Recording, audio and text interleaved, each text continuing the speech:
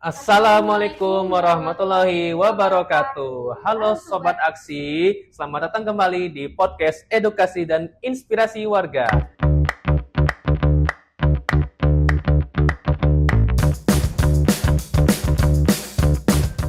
Nah, jadi podcast kali ini kita akan membahas tentang membangun industri kreatif yang human-centered, yaitu kolaborasi psikologi dan ekonomi kreatif.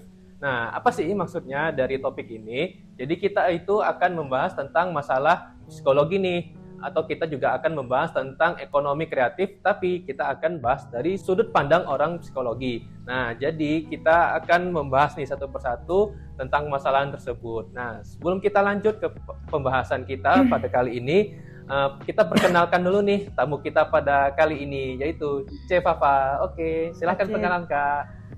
Oke, halo. Nama aku Fafa. Aku salah satu anggota Karang Taruna Sidoto Powetan. Di sini aku juga di divisi bagian ekonomi kreatif juga. Oh, keren. Dan aku background kuliah di jurusan bimbingan konseling di UNESA. Oh, siap. Jadi sebelumnya kan tadi udah bilang dari mahasiswa bimbingan konseling. Mungkin bisa dikasih tahu nih, kayak secara garis besar latar belakang pendidikan dan juga kayak sekarang kesibukannya di Karang Taruna seperti apa? Kalau latar belakang pendidikan bimbingan konseling sendiri tuh cenderung orang-orang memikirkannya itu ke arah pendidikan. Padahal itu secara universal itu bisa digunakan gitu loh. Contoh di hire rekrutmen pegawai di HRD, staf HRD, terus di suatu LSM yang menyediakan layanan konseling itu juga bisa. Terus kalau aku sendiri juga backgroundnya aktif di beberapa organisasi di luar, termasuk LSM, di mana kita juga mengayomi beberapa populasi khusus atau populasi dari minoritas-minoritas yang mungkin mereka di luar sana tidak bisa mendapatkan akses karena diskriminasi, jadi kita memberikan akses tersebut. Ya, aku aktif di Sebaya PKBI Jatim sebagai volunteer selama 2 tahun nanti sampai periode 2027. Terus aku juga aktif di Karang Taruna Kelurahan ini udah dapet setahun lebih sih, hampir 2 tahun ini di bagian divisi ekonomi kreatif. Ya, sebenarnya ilmu BK sendiri tuh kayak hampir sama kayak ilmu psikologis gitu loh. Cuman bedanya kalau psikologi itu lebih ke ilmiah banget tentang kayak hormon-hormon yang dipelajari gitu. Tapi kalau bimbingan konseling lebih ke arah pemikiran, jalur-alur pikirnya mulai dari alam bawah sadar, abang sadar, alam sadar itu kayak apa yang mempengaruhi dari kebiasaan habit itu juga mempengaruhi nanti timbulnya perilaku seperti apa juga, traumatik juga sama. Oh, berarti juga sibuk banget ya di luar pendidikan, banyak kegiatan yang dilakukan ya? Sibuknya sih nggak sibuk-sibuk banget sih. Kalau untuk organisasi sebenarnya masih bisa dihandle 1, 2, 3. Aku 3 organisasi, masih bisa dihandle sampai 5 organisasi sebenarnya sih kalau aku. Keren. Karena nggak tiap hari. Tapi Ya kan kalau tiap hari kalau tiap hari namanya kita kerja, Mas.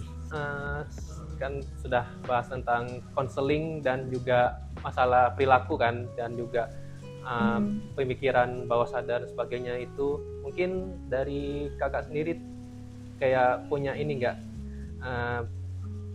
tentang ekonomi kreatif, hubungannya antara ekonomi kreatif dengan permasalahan kepribadian dan juga psikologinya gitu. Oke, kita ngambil secara garis besarnya dulu ya, jangan di kawasan Sidoto Powetan dulu deh. Karena secara garis besar manusia itu saling berhubungan juga sih, nggak harus di zona daerah tertentu, apalagi masih dalam satu lingkup kota gitu. Oke, kalau untuk perilaku konsumen sendiri yang selama ini kita lihat ya, kan ada yang viral apa langsung ngikut. Iya, ada yang pengen ini aku kalau nggak kesini, belum kesini kayaknya kurang nih gitu. Entah itu makanan, entah itu toko aksesoris, entah itu suatu tempat wisata. Sama aja sih. Itu yang selama ini kulihat gitu. Dan itu fenomenanya namanya FOMO kan ya. FOMO itu tahu apa singkatannya? Fear of missing out. Fear of missing out. Dimana saat orang tersebut itu tidak bisa melakukan hal yang sama dengan orang lain, jangan merasa gelisah dan ngerasa kayak ada yang kurang dari hidup gue, kurang Iya. ini gitu. Mm-mm. Nah dari situ apa ya, yang membuat suatu daya tarik tersendiri sih. Karena kalau sekarang yang kulihat orang-orang pengusaha itu memanfaatkan FOMO-nya orang-orang. Always. Contoh toko aksesoris cewek kayak Deli Wafa. Iya. Ya, tapi Deli Wafa nggak masuk kelurahan sini sih. Terus kayak contoh ini yang lagi ikut-ikutan ini Mijol itu kayak FOMO-FOMOan. iya. Padahal ya sebenarnya itu tembakan dari beberapa brand-brand lain yang kayak saling ngikutin, cuma ganti nama Iya. aja sih, ganti rebranding kan gitu. Benar. Tapi tetap rame gitu kan. Iya. Nah, tapi terkadang kalau FOMO sendiri tuh juga ada kelebihan kekurangannya juga sih. Kekurangannya kalau kita mau bisnis yang bertargetkan pada FOMO-nya konsumen, Mm-mm. itu kita nggak bisa jangka panjang. Oh, Kebanyakan. iya, pasti nggak Pasti lama. kayak gini loh, sekali gebrakan, untung melejit, tutup. Dan mereka Iya. buka lagi usaha baru. Terus contoh kecil kayak di Kodam. Nah, Oh. Kodam Brawijaya kan orang Iya. ini aku jual habis nih, ini lagi wonton chili oil nih viral. Iya. Dapat 3 bulan gue ganti cireng. Mm-mm. Iya. Ya kan, Iya. ngikutin apa yang trending. Nah, tapi dari situ mereka kenapa ganti-ganti usaha mereka nggak rugi? Lu kayak mikir, oh ini bangkrut ya, padahal enggak. Orang mikirnya bangkrut, Iya. tapi padahal itu enggak. Misal modal 100.000 misal, Mm-mm. itu udah untung berapa juta. Bangkrut nggak masalah gua. Yang penting gua kemarin udah gebrakan nih, balik kayak Iya. Oh. gebrakan sepi, udah bodo amat. Yang penting gua udah Iya. balik modal, udah dapat untung. Dari Itu modal dan itu bisa nanti pindah ganti lagi. Itu Iya. kekurangannya nggak bisa jangka panjang, kayak Iya. dibuat kayak bisnis legend sampai diwariskan ke anak cucu itu nggak bisa. Kalau kamu pakai bisnis yang apa ya, stuck di FOMO buat naikin kuantitas pendapatanmu gitu, Iya. buat mempertahankan Mm-mm. suatu usahamu gitu. Cuma ya untungnya itu ya langsung melejit dor Iya. ke atas. Ntar turun nggak masalah, nggak Iya. masalah, gua mah turun nggak masalah, yang penting ada duit masuk gitu loh. Mm. Itu kalau untuk usaha yang ngikutin FOMO. Oh, iya. Ya kebanyakan dari FOMO sih kalau untuk usaha-usaha di sini. Iya. Oke, sekarang kita di lingkungan Sidoarjo Wetan, kita lihat mayoritas kita lihat mulai dari Jalan Randu sampai di Kedung Mangu Iya. sampai dekat-dekat Pasar Bulak Banteng itu kebanyakan usahanya itu di makanan, di distrik makanan. Dan makanannya aku yang lihat di Jalan Randu sampai Kedung Mangu itu mayoritas itu makannya yang viral. Contoh dulu itu satu stand aku hafal banget di dekat Pelatuk itu tembusan. Jadi dia tuh awalnya dulu jual waktu baby crab, zaman baby crab itu dia jual. Terus habis itu lama-lama udah agak down kan. Ganti usaha. Itu usaha. Usaha lagi di kota-kota. Mm-mm. Habis itu udah nggak seberapa lagi flow-nya, dia banting ganti usaha lagi di bakso cuangki. Dan nggak tahu yang sekarang terakhir apa, aku lupa, nggak kesana nggak sih. Iya. Udah lama nggak lewat. Mm. Itu kayak sebenarnya mereka nggak bangkrut, mereka hanya gimana caranya, maksud gue setelah naik terus terjun. Mm-mm. Tapi kan gue gue kan nggak rugi, masih untung. Nah, Iya. mumpung terjun ini berarti udah nggak seberapa famous dong makanan gue. Ganti lah apa yang famous gitu. Iya. Dan kalau kita ngikutin FOMO, ada ruginya buat konsumen juga sih sebenarnya. Satu, lu bakal mau beli makanan itu walau mahal. Iya. Padahal kamu tahu HPP-nya itu dikit. Iya.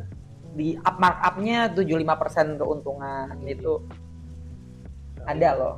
Tapi kalau di antara mereka yang banyak ganti-ganti itu ada yang di Sidoarjo Wetan ini banyak ada yang sukses nggak sih? Ada yang Kalau kira-kira sukses, kelihatannya?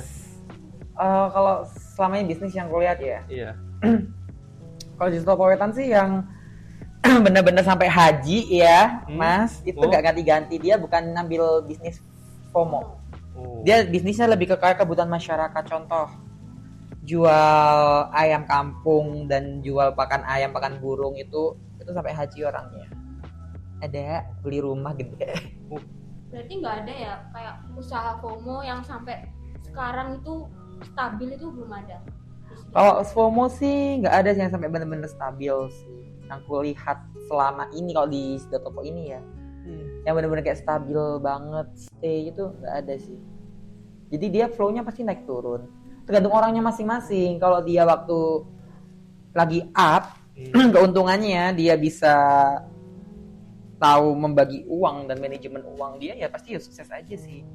Suksesnya apa ya, kita ini pemikiran kapitalis sih sebenarnya. Beternak orang yang ikut-ikutan.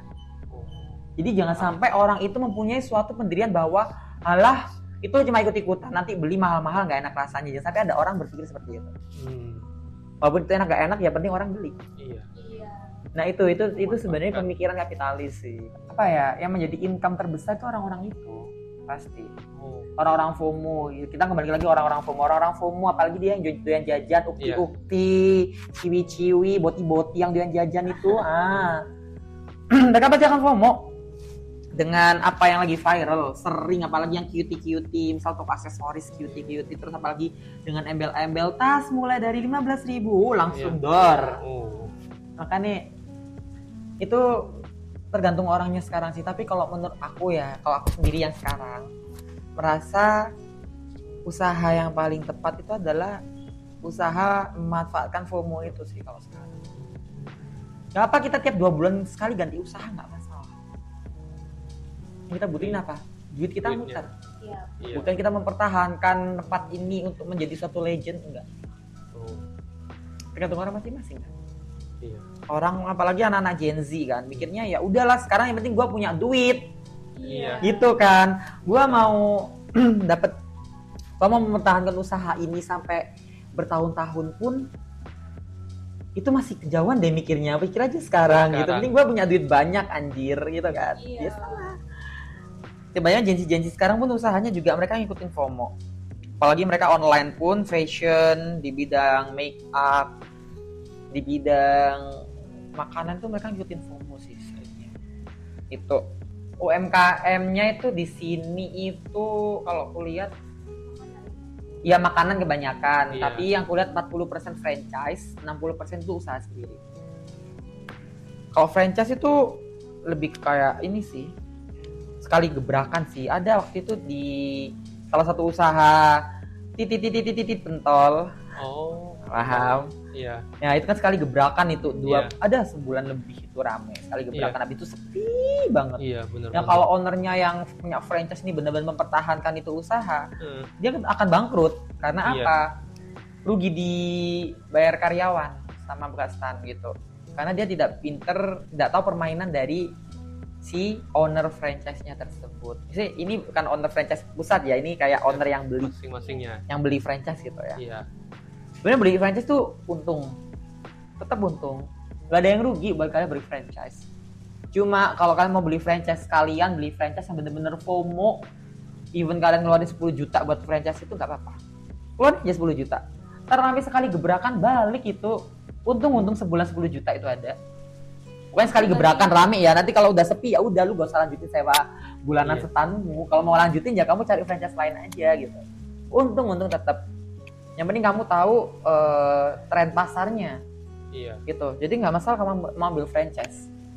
Itu is oke. Tapi kalau mau amannya lagi karena nggak mau beli nama, ya FOMO yang bener-bener FOMO-nya itu menyeluruh kayak sebelah prasmanan dan lainnya kalau makanan. Kalau di bidang beauty ya contoh kayak dari Wafa sih. Itu kalau gede, kalau skala kecil ya bisa aja tergantung. Pemikirannya ini dari Kak Fafa sendiri Gen Z banget ya, dari perputaran usaha, terus juga naik turunnya usaha, Iya. Juga. Karena Gen Z kebanyakan sekarang itu yang dilihat ya penting gue untung dulu. Gue nggak peduli masyarakat mau ngomong enak gak enak, nih gue untung dulu coy, besok gue ganti menu apa kata gitu kan. Iya. Itu sebenarnya pemikiran kapitalis sih guys. Tapi kan gimana lu tetap untung, lu tetap hidup. Iya. Yang penting ada cuan. Iya lah, orang nggak ada cuan kayak itu. Iya sih. Sayang. Nah, dari psikologi konsumen nih ada prinsip-prinsip kan apa sih yang bisa dikaitkan sama ekonomi kreatif di Sidoto Wetan ini? Kalau untuk di Sidoto Wetan ini ya mungkin lebih ke kayak seringnya opening tempat baru, makanan apa itu mereka tuh bikin suatu diskon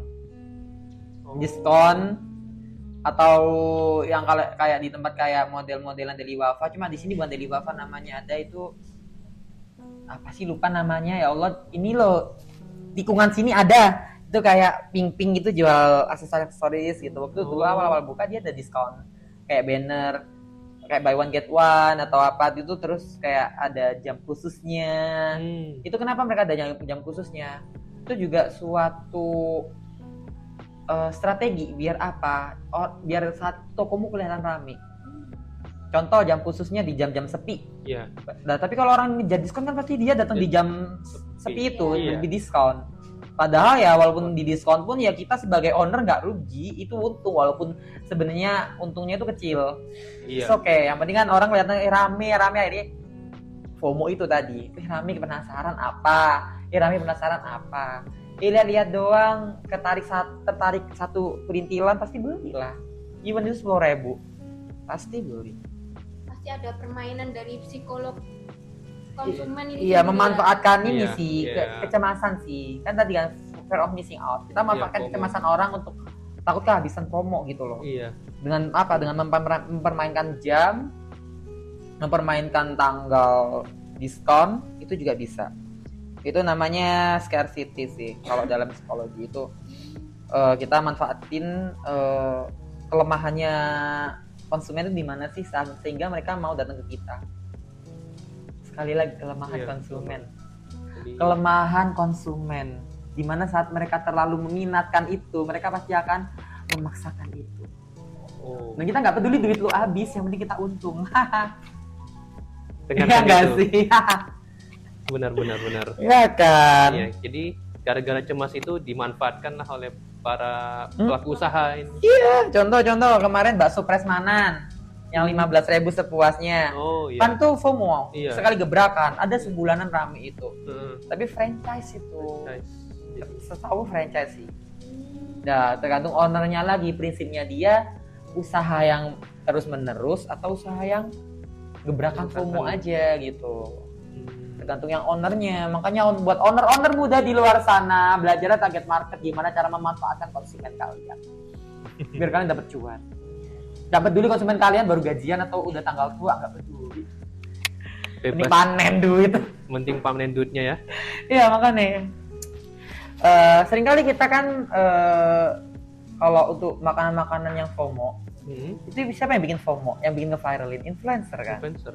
Enak gak enak diomong enak. Boleh tiba ya, terus makan gratis dibungkus no. Ya, itu suatu apa ya? Kayak permainan psikologis gitu. Iya, jadi kayak seakan-akan orang tergiur, terus cara ngambil angle gambarnya kayak bener-bener ngiler gitu kan. Membuat rasanya kurang micin, kurang uyah, kurang lada kan dia nggak peduli. Penting aku dibayar. Ya kan? Itu juga influencer itu suatu suatu penarik untuk market sih, untuk marketing. Jadi gimana orang-orang bisa kayak tertarik terus harusnya FOMO dengan hal itu. Contohnya ya kayak di beberapa daerah yang emang gak ada makanan khas di situ ada, itu bisa pakai teknik tersebut kalau buat memasarkan itu pakai influencer.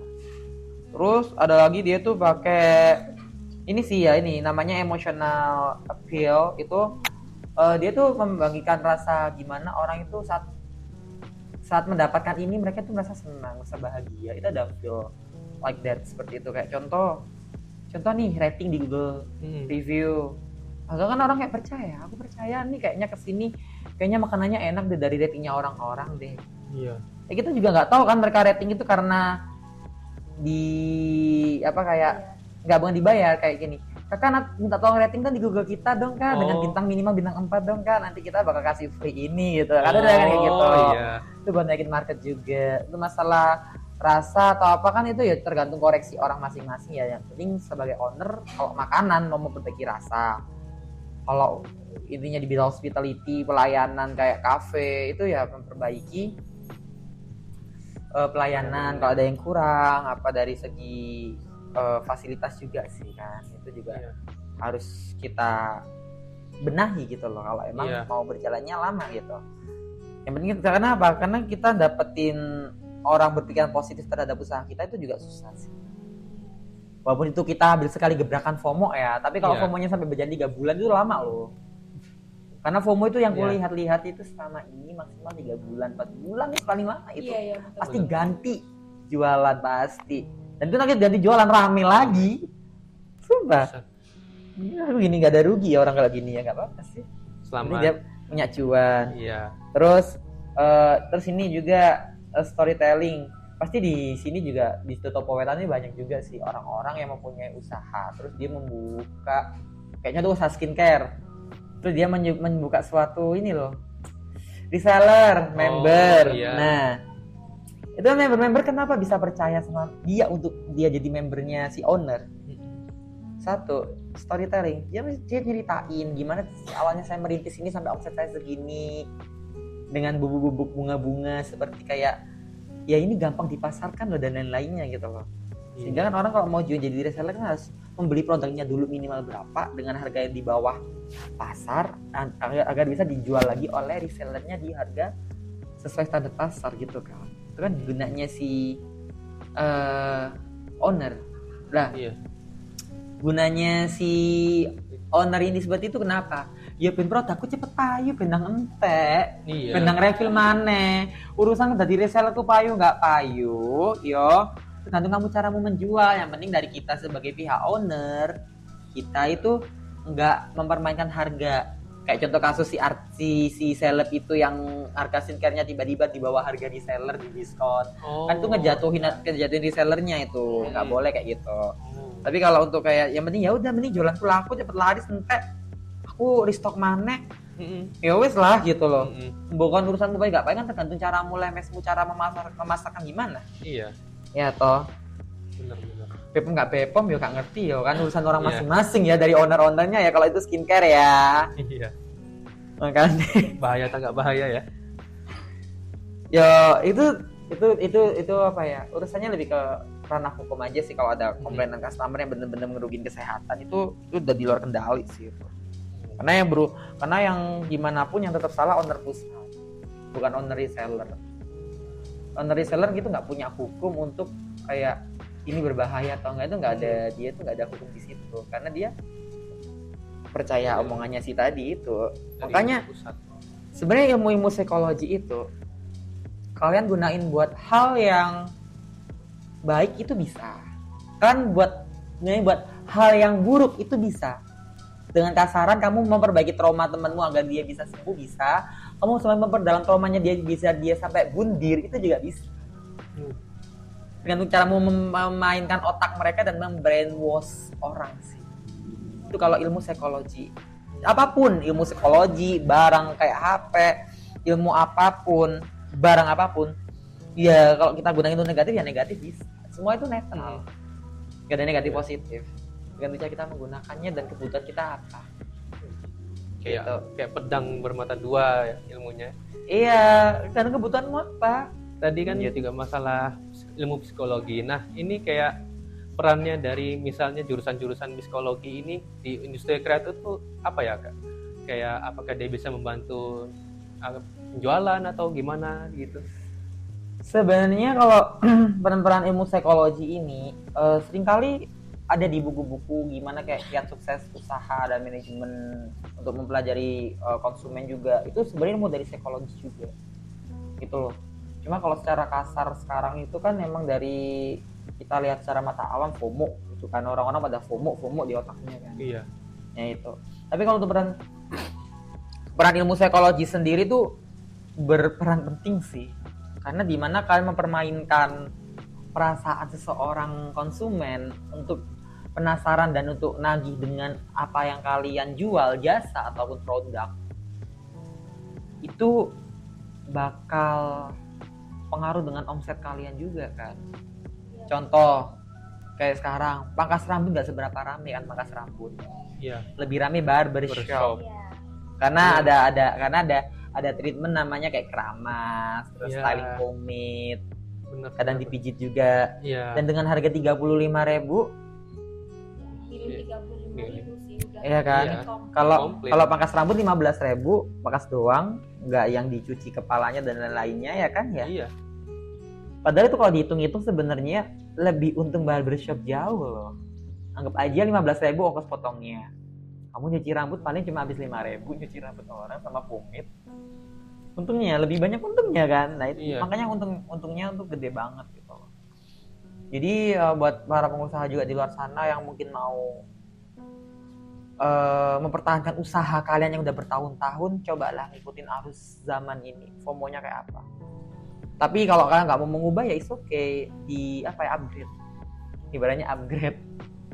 Nah itu kalau itu sih, kalau untuk itu untuk peran ilmu psikologi sendiri sih ya. Terus kalau untuk peran-peran orang-orang psikologi dalam suatu bidang usaha, satu perannya, kalau dia mau buka usaha sendiri mah selama ada modal ya why not gitu loh.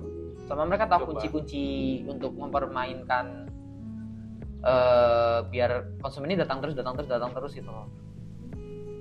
Kan gini loh, kalau kita usaha, kalau tidak ada permainan untuk menarik konsumen, untuk menarik konsumen biar supaya stay dengan kita, itu juga nggak mungkin kan, secara nggak langsung. Mematikan usaha sendiri gitu. Kemudian gimana? Maksudnya kan kalau ada usaha kita harus mainkan ke psikolog konsumennya sendiri. Iya. Nah, kalau kita nggak main itu gimana Kalau kita nih? cuma jualan aja terus habis itu kita selesai ya udah. Contoh lu jualan jutek, iya mbak, 20.000 ya semuanya bungkus ya. Ya. Orang mau, siapa yang mau balik?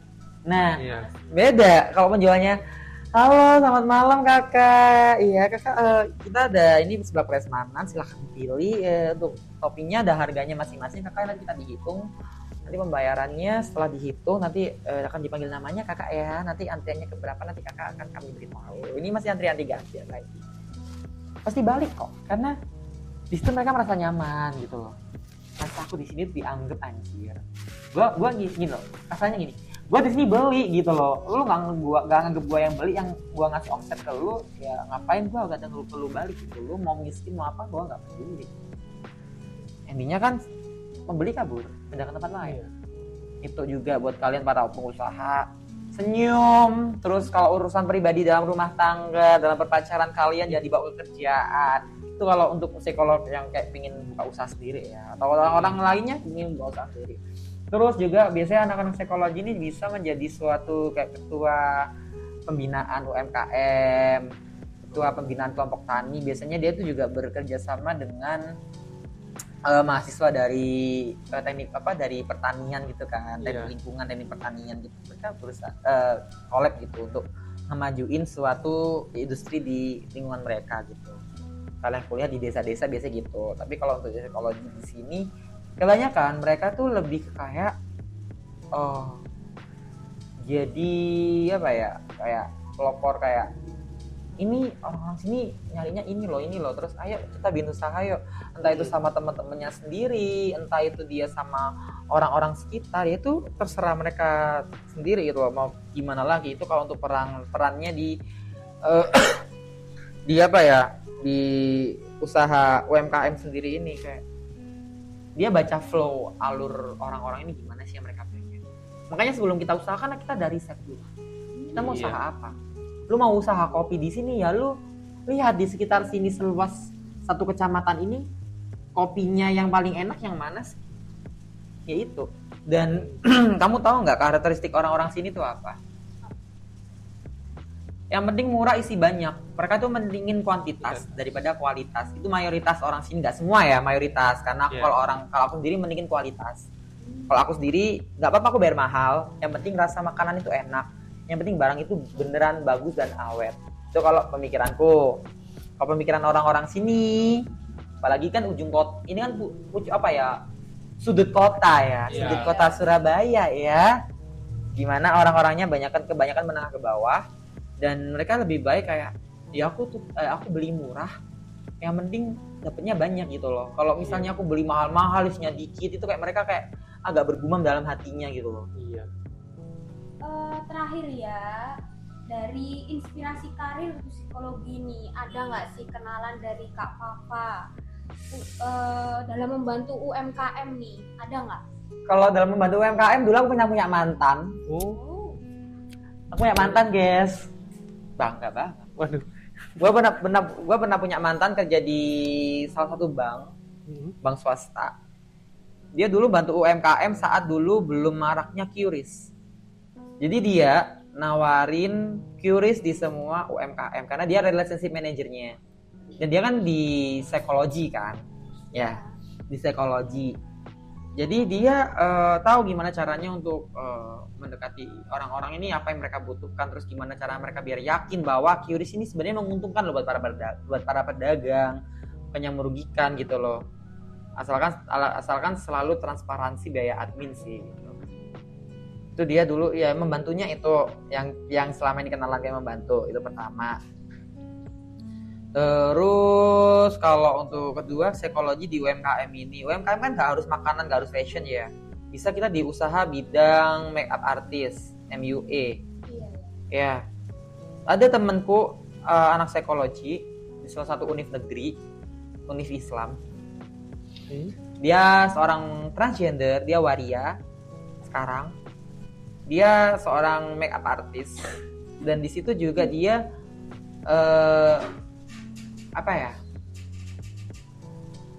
saat dia sama klien tuh gimana, bener-bener klien itu merasa nyaman sama dia walaupun kayaknya cewek, walaupun dia waria. Jadi kayak tetap cewek ini menganggap dia bahwa ini waria, nggak akan ngapa-ngapain ke aku, sama kita. Ini walaupun gantiin baju pun ya udah, percaya orang akhirnya kan. Iya. Jadi itu kayak akhirnya usaha make up artis itu kebanyakan yang megang waria juga akhirnya jalan dan sukses gitu loh. Karena ya itu, kita membangun brandingnya juga kan dari kepercayaan masyarakat juga kan. Gitu loh. Terus kayak perannya psikologi di UMKM ini nggak begitu masif sih yang kulihat ya. Karena sebenarnya peran psikologi di UMKM ini lebih kayak apa ya? Ada kan kayak orang lagi stres, ya udah kalau kamu stres alihin aja ke kamu, makan aja nggak apa-apa, kan enak, makan sehat. Daripada kamu nggak makan nanti kamu malah sakit. Akhirnya beli makan, juli jajan. Itu juga satu pengaruh juga loh psikologis kan, kalau kayak ke psikolog gitu. Ya kalau untuk secara masifnya sih kalau di sini belum ada gitu, yang kulihat di Institut Wetan ini belum ada dari orang-orang psikologi yang menghandle penuh untuk pengembangan UMKM di sini gitu loh. Karena ya itu harus matang dulu. UMKM nggak asal jualan ide kita kreatif ini, kita asal jual selesai, nggak gitu. Target kita di mana? FOMO kah?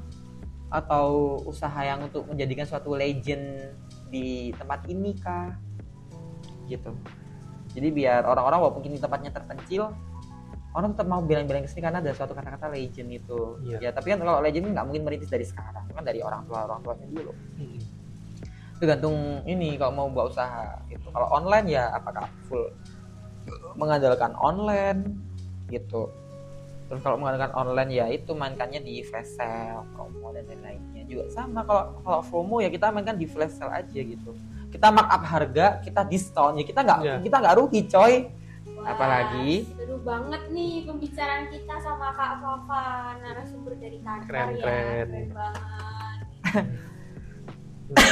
Banyak yang bisa kita pelajari nih dari Gen Z. Kita juga belajar ternyata Kak Fafa sendiri juga pelaku dari usaha juga. Pelaku usaha. Ya walaupun ya ini aku menerima usaha. Aku menerima usaha kalau ada pesanan kok guys. Jadi aku masih bisa main kok, aman, tidak stres. Tetap aja dong. Judulnya pelaku usaha. Iya, usaha apapun. Dijalani semua, dijual sayang. Jangan jual sertifikat rumah ya. Bahaya dong, nanti nggak punya rumah. Ini nanti kamu membambung. Oke. Jadi sekian dari kami. Sampai jumpa di episode berikutnya. Wassalamualaikum warahmatullahi wabarakatuh. Dadah. Rahayu, salam. Salam sobat aksi. Yeay.